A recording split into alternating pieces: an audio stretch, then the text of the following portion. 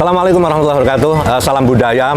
Pada siang hari ini kami sedang bertemu dengan banyak guru-guru hampir se-Jawa Timur dalam acara kami yaitu workshop tari yang ke-16. Jadi kami dari Rough Dance Company ini mendampingi guru-guru tari itu sudah ke-16 dan kali ini saya dengan Bu Andre dan Bu Kartika, keduanya guru dari Jember.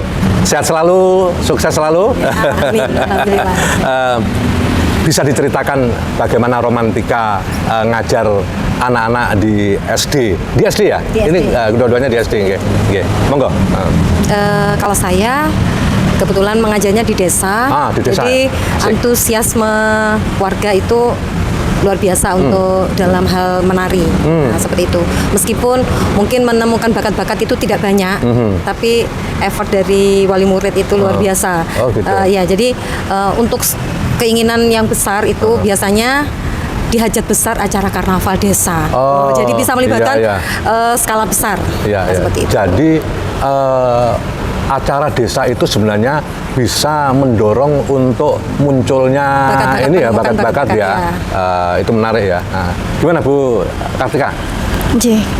Baik, kalau dari saya pribadi, ini saya sedikit bercerita, nggih. Ya. Saya dulu sebenarnya cita-citanya tidak pernah mau jadi guru, Pak. Karena melihat pengalaman kedua orang tua saya menjadi guru itu untuk anak muda itu kok enggak ini ya kurang menarik. Kemudian awal mula kenapa saya kemudian tertarik untuk menjadi guru untuk mendidik anak-anak itu awalnya dari tari. Karena menari itu karena tari. Hobi saya memang menari dari kecil. Kemudian pada saat itu kebetulan saya diminta tolong oleh ibu untuk ngajari persiapan perpisahan di sekolahnya. Dari situ awal mula saya punya pengalaman bersama anak-anak. Jadi ternyata bekerja di dunia anak-anak itu menyenangkan sekali gitu.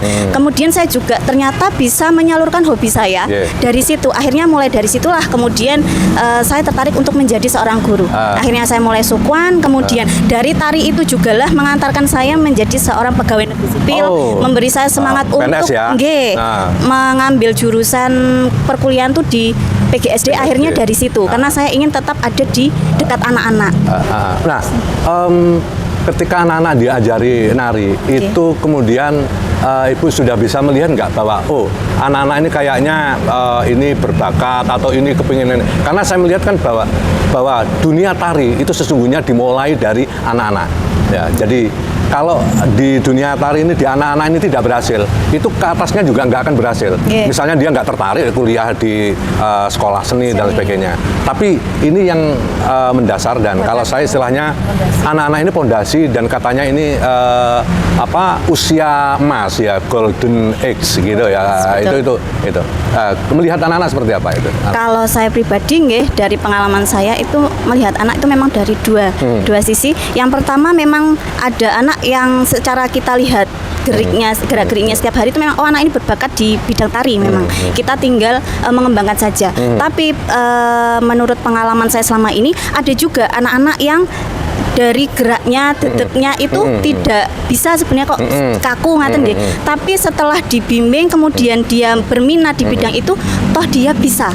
Bisa ternyata bisa juga menari, bahkan justru ada murid saya tuh pengalaman justru dia yang tekun akhirnya sampai kuliah di jurusan tari daripada yang dari kecil saya lihat berbakat gitu. Karena saya kebetulan di SD jadi anak-anak itu lihat perkembangan anak-anak. Sudah melihat saya mengajar kebetulan itu sudah 19 tahun.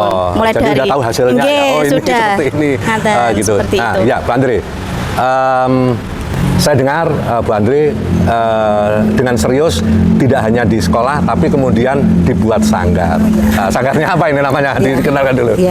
Saya memiliki sanggar namanya Sanggar Tari Sembagi Arutala. Sembagi Arutala. Arutala. Ya. Apa itu? Artinya memiliki cita-cita tinggi dan mulia. Gitu.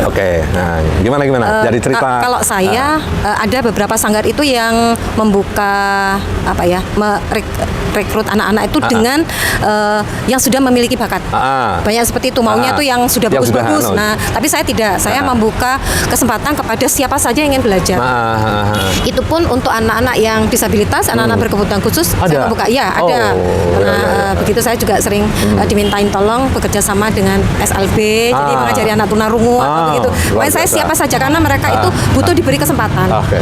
Kadang-kadang ada yang disampaikan tadi betul, ada dua macam. Ada yang memang bakat, kadang-kadang anak bakat egonya tinggi malah nggak Betul. mau. Nah, tapi anak yang kemauannya tinggi, tekun, mau Sopo belajar sing itu. temen bakal tinemu. Nah, laras. Ya, jadi sudah berapa tahun berarti Sanggar, dan apa yang sudah dilakukan Sanggar? Misalnya sudah kontribusi di mana dan sebagainya mungkin seperti itu. Alhamdulillah untuk Sanggar Sebagai Arutala meskipun sebetulnya dibilang baru itu ya bukan baru, Ya, pernah ya, berjuang ya. sebelumnya Ya, ya. dengan nama yang lama, ya pernah bergabung kita juga. Terus sesuatu itu kan tidak tiba-tiba jadi tiba-tiba menjadi sesuatu yang bagus, tapi ada proses yang betul-betul kita jatuh bangun.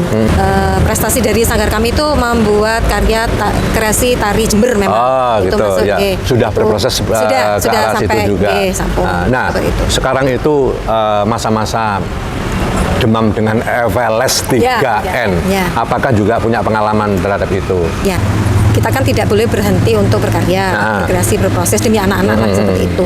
Ya, segala kemampuan sudah berusaha kita curahkan. Kalau masalah rezeki itu ya sudahlah, saya nggak seperti persoalan itu. Menang kalah itu dua orang menang kalah satu. Yang penting proses, ada proses. Ya, ada dan proses anak-anak dan memang ada yang terlibat ya, ya, di betul. Pano ya. Kemarin sampai di tingkat kabupaten gitu. Misalnya menyikapi ini juknisnya dari pusat dan sebagainya. Ada kendala bukan? Ya, kemarin kebetulan ya kita berdua juga terlibat di kepanitiaan juga, kemudian menjadi dewan juri di tingkat kecamatan, seleksi tingkat kecamatan. Yang kita temui untuk FLS 3N tahun ini dari tema keberagaman itu. Nah, itu apa ya? Banyak yang rancu. Jadi menyimpulkan itu kalau sudah berhubungan dengan beragam, nah itu munculnya jadi tari Nusantara yang jadi Nusantara. Nah, itu yang banyak kita temui. Ya, jadi kita sering sharing kok jadi sepertinya karyanya malah turun maksud saya ya itu. Jadi mereka mengkreasi beberapa tari ya ini di mix gitu. Enggak, ada seleksi per kecamatan. Kecamatan juga diseleksi. Iya. Sudah langsung membuat karya baru gitu. Ada beberapa. Ada beberapa kesepakatan dari kecamatan itu karena membuat karya baru, utamanya adalah dana. Kendalanya dana, bahkan udah di Jember ya kemarin sempat itu masalah pembiayaannya hampir tidak dilaksanakan. Ada nggak gini, misalnya udah di kecamatan kita nggak usah nggak usah buat karya baru, misalnya yang penting itu milih penari-penari yang bagus dengan misalnya tari apa gitu, mau dibawa ke kabupaten kemudian itu anak-anak itu diolah, sebab kan biayanya itu kan kalau dari kecamatan sudah baru biayanya besar, yang ini juga besar lagi, yang ini besar, belum nanti kalau kehabisan uang banyak. Saya sedikit mau cerita untuk yang teknis seperti itu tuh pernah saya dan Bu Andri lakukan. Jadi kita itu seleksinya itu bukan karya, tapi siswanya. Itu sudah beberapa tahun yang lalu. Ternyata setelah kita konsultasikan dengan bidang SD itu terutama kasih kurikulum itu tidak bisa. Kalau teknis seleksinya itu seperti itu, karena ternyata nanti pada saat ada prestasi itu yang dibawa adalah nama lembaga bukan nama kecamatan. Jadi kita diberi pengertian seperti itu. Nah, itu nanti imbasnya akan pada bantuan untuk lembaga tersebut. Maka kenapa setelah itu di Kabupaten Jember teknis kita rubah. Nah, untuk yang seperti Mas Rafiq tadi sampaikan, untuk di kecamatan itu tidak usah membuat karya, itu terjadi di kecamatan saya kebetulan. Saya juga sebetulnya. Jadi memang dari beberapa tahun terakhir itu di kecamatan saya itu tidak pernah mewajibkan kepada lembaga untuk membuat karya ya terkait dana. Kita membuat karya baru setiap tahun, baru harus original. Kemudian masih seleksi kecamatan tidak menang, yang diambil hanya satu. Otomatis karya baru dari lembaga lain itu kan nanti akan mubazir. Padahal uang yang dikeluarkan sudah banyak. Di bawah kabupaten juga seperti itu, karya baru gitu nggih. Padahal nanti yang diambil juga satu karena ini seleksi. Maka untuk kecamatan kami, kecamatan saya itu di Kecamatan Silo itu sampai kemarin terakhir itu memang dari panitia itu tegas bahwa tidak usah membuat karya baru untuk seleksi kecamatan. Ya. Seandainya pemenang seleksi itu kemudian lembaganya mampu dan mau untuk membuat karya di tingkat kabupaten untuk seleksi kabupaten, dipersilakan. Seperti itu. Ya, kawan-kawan kebudayaan, bahwa itu hal-hal yang terjadi di tingkat bawah di kecamatan, bahwa kecamatan itu ada persoalan yang besar, belum lagi kemudian dibawa ke kabupaten, kabupaten kemudian mau dibawa, itu bertubi-tubi masalahnya, dan ini sudah bertahun-tahun dilakukan, dan kayaknya perlu ada evaluasi supaya mereka tidak mengulang-ulang hal yang begitu-begitu, tapi ada solusi bagaimana supaya itu menjadi sesuatu yang membangun citra anak-anak kita di dunia tari. Saya kira itu. Terima kasih Bu Andri, Bu Citra. Kita sedikit dapat pengalaman dari kawan-kawan guru dari Jember. Terima kasih. Assalamualaikum warahmatullahi wabarakatuh. Salam budaya. Sampai jumpa.